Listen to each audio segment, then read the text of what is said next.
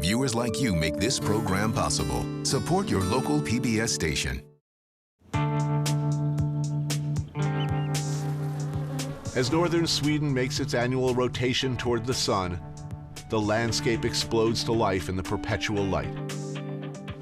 Ice melts, rivers swell, the flowers and trees burst to action.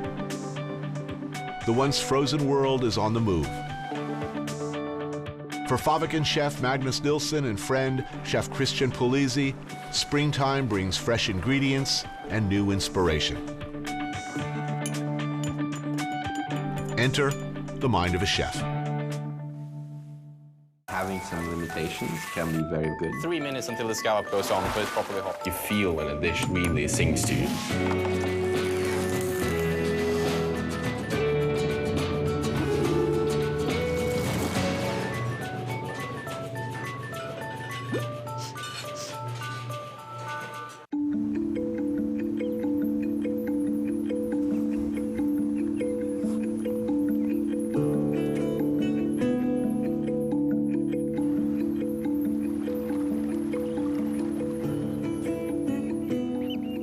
Spring up here in Jämtland, it's a very bright season. Like the light is bright, it's coming back after winter. The vegetation is very bright, it's like bright green. It's almost like walking the forest this time of year is like walking through salad. There are flowers everywhere, the air is bright. When I'm working on something in the middle of the winter, I'm looking forward to spring. And it's that kind of anticipation of a new season coming that really, really inspires me to come up with new things.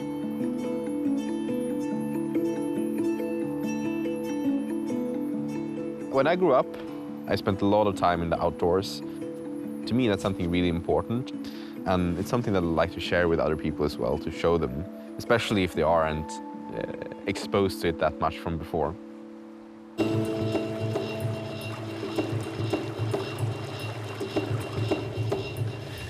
So this river where we're going now, it's called Medstugeån.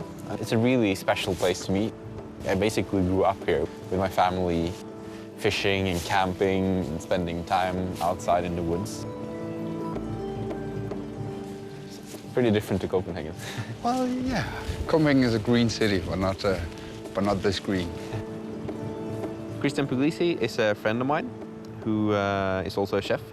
And he's never really spent any time in the northern parts of Scandinavia. It's a very nice thing for me to show him the region this time of year in the spring. The sound of the river. It's nice, huh? It's beautiful. I think this little spot down here is going to be very good for a little campsite.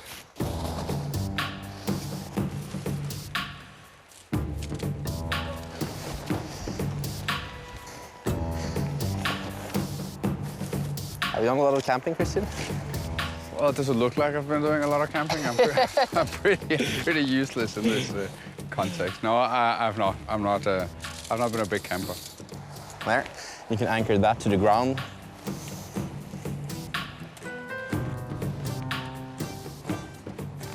All right, I'm putting this in though.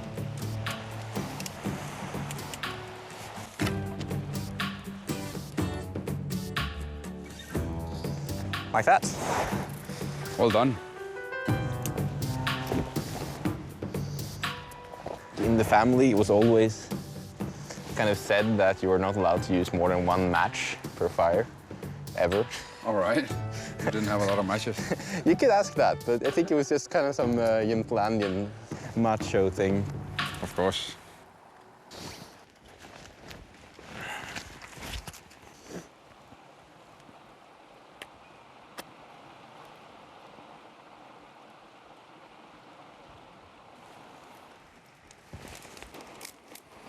Like a young Boy Scout with a master. The one-match wonder, Magnus Nilsson.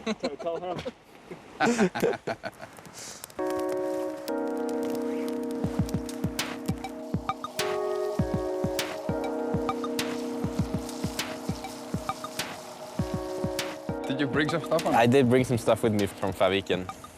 I always hated camping without good food. Little pork chop. The butter from Myrbodarna. Tinfoil. Some leeks. Cabbage. Beer. Here. Well, we have one frying pan, and that's it. We should get some salt on the pork so they can melt a little bit. It's a nice fat on that pork. It's pretty good. Let me put it in the pan. Yeah, yo. Muscle it in there. Whoa. It's fun to be by the fire. It feels powerful. It's nice. And obviously, like when you're out cooking, you'll never have the same precision, and you never aim for the same precision as you do in the restaurant either. Precision and perfection is not really something that you can have in your life all the time, you know? No. And it gets Really boring. It gets really boring. You lose out on a lot of things if that is the goal, because it sort of takes over from everything else. Also, being on your knees cooking something is also... Yeah, you're right. Literally brings it down to the ground that we are... On our knees cooking. Water's just there and the meat's right there. That's really fun, and it's making me hungry on top of it. Yeah, same here. It smells so good right now. Like the smell of caramelizing pork. This looks pretty good, right?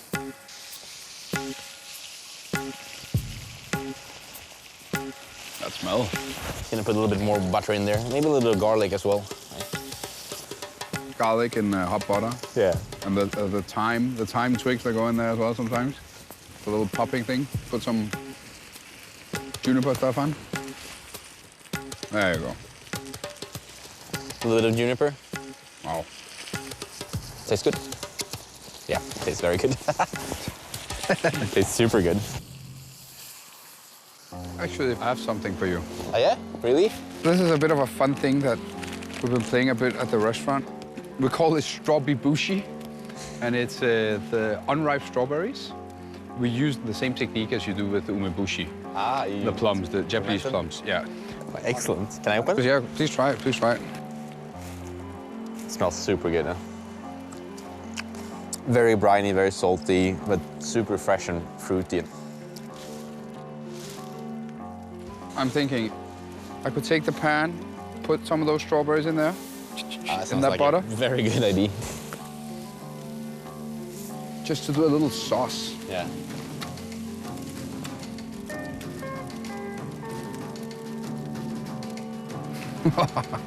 Sauce, a bit more sauce. That's the way you should sauce every plate, right? Right. Straight from the... The 1 meter long pan, just straight on.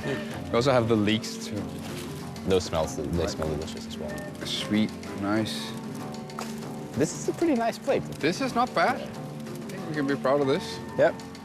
It's kind of nice sitting like this at 11:30 at night, having a little pork chop in the forest, all light.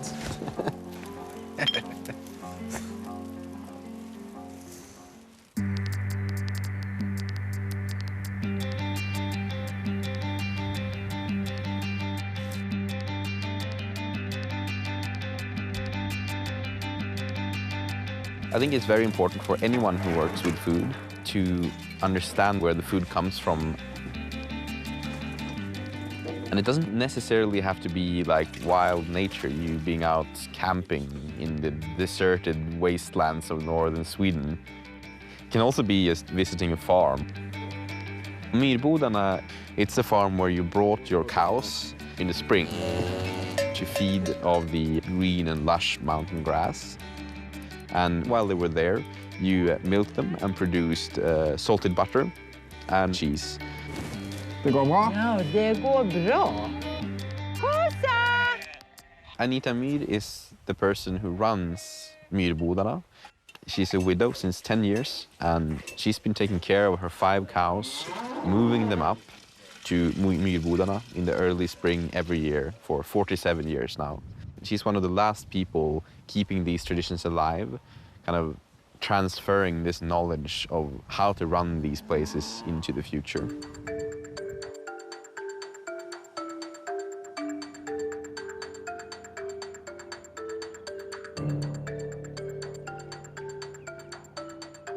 So what we're going to do now is to assemble the mechanical separator that separates the milk from the cream by spinning it really fast in a centrifuge.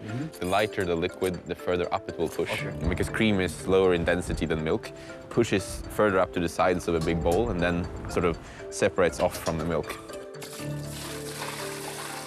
So look at the color of that. Huh?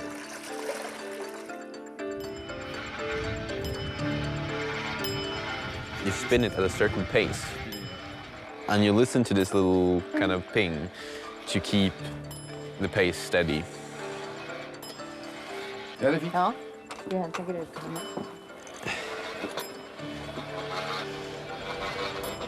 How's my pinging? I think your pinging is starting to be okay. Tack.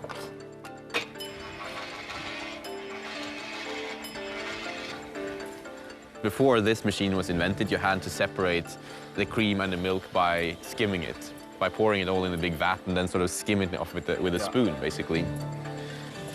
Look at that foam on the milk, Christian. That looks pretty delicious, right? It's like a huge cappuccino. Look at that foam then, the cream foam.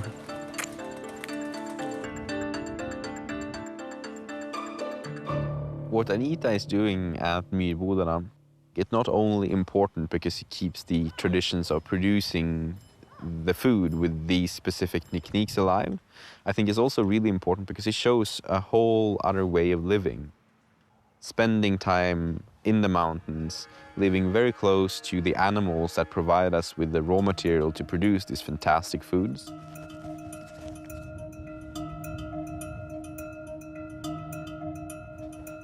Här är smörkärnan då. So that's the butter churn. The butter, the first thing you do is using all the butter fat, like taking all the cream out of the milk. It almost looks like soft serve ice cream. Yeah, for sure. And the color also, like that deep yellow whitish color.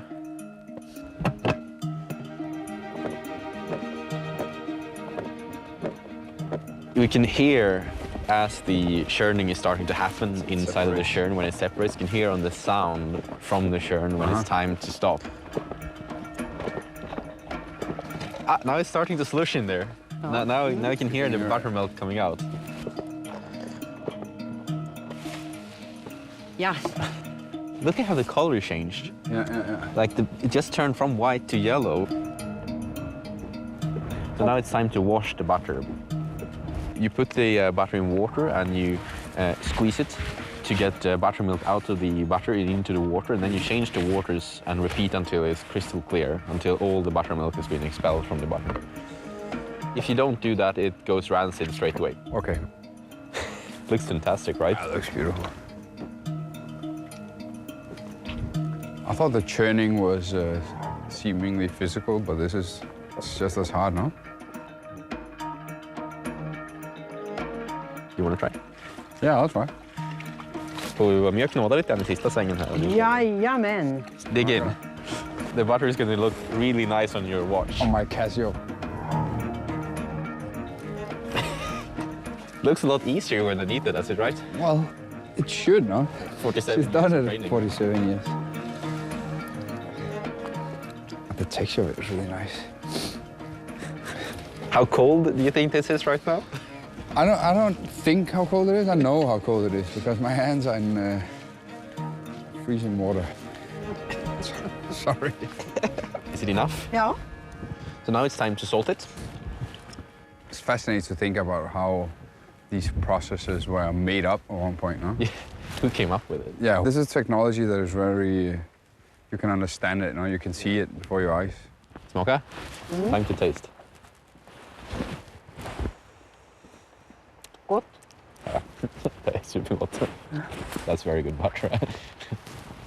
It feels pretty fantastic that we're standing here in a northern Swedish sort of hillside watching butter being made in front of our eyes from the cows that are standing like over there. Like traveling back in time, I believe. Yeah.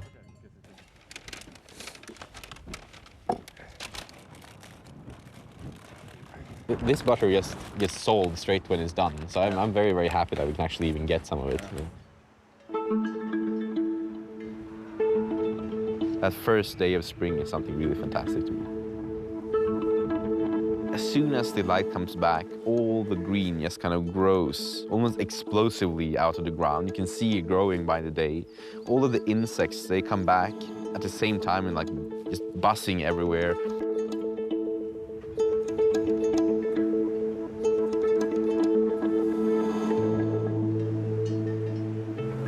Opening the beehive for the first time in the early spring is very exciting.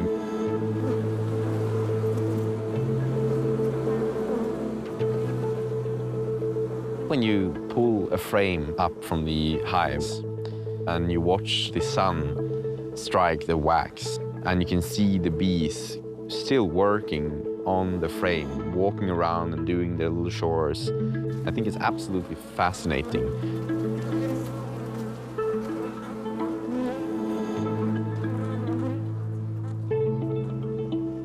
You can feel from the atmosphere and from the scent that the hive sends out in which mood the colony is. When it's a happy hive and you smell it, it feels good.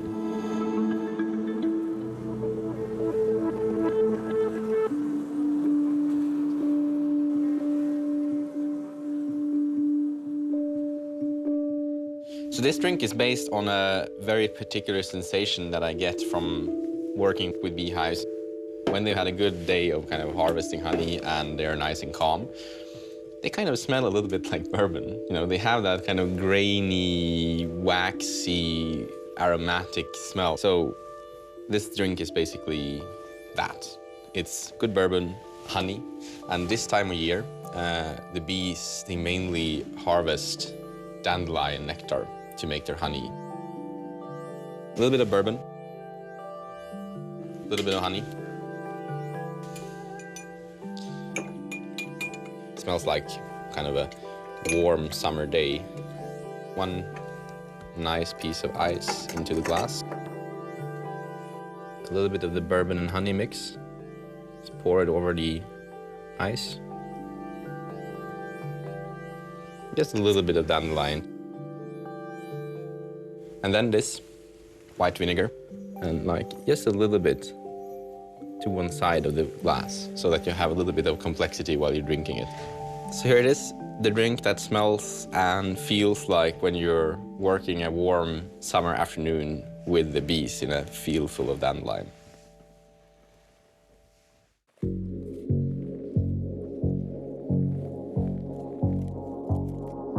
I think being in the restaurant working and spending time outdoors, camping or fishing or doing something like that, kind of all belongs together. I don't see them as separate things. It's not camping and cooking in the restaurant. It's kind of all of that at the same time, kind of seamlessly being the life that you lead up here.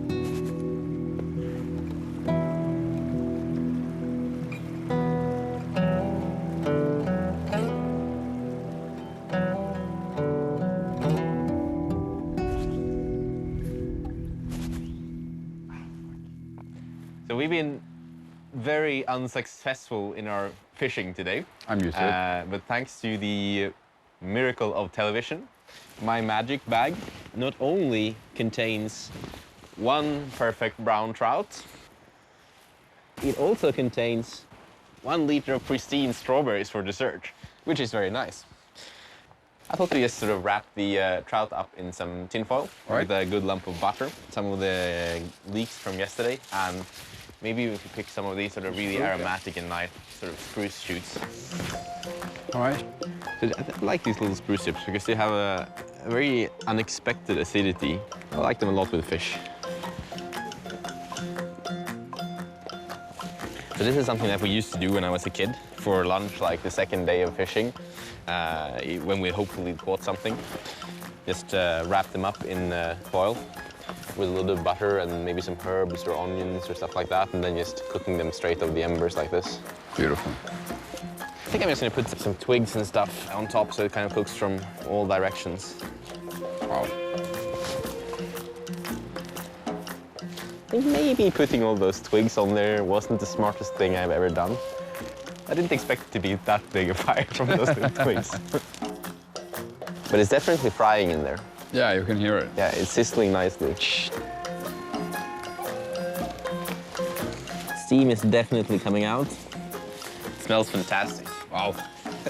Smells of that like sweet leek and the aromatic spruce tree. Oh, that's beautiful. It looks like it is Looks cooked.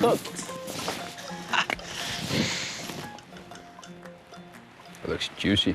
This looks really good. Want some fresh spruce on there? Why not? That could be a good idea.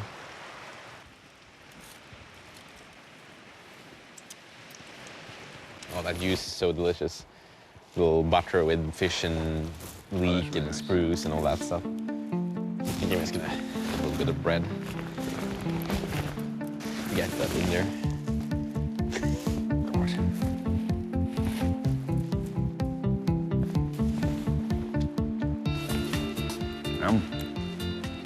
Have you had a good time camping out and fishing, even though we didn't catch anything? Apparently it doesn't matter if we catch anything or not because it ends up in my belly anyways. So I think that's very successful camping. Thank you very much. Thanks for coming. So how are you going to deal with these strawberries? Some of this, perhaps. Some really good, like mild, cheesy, fantastic sour cream. Wow.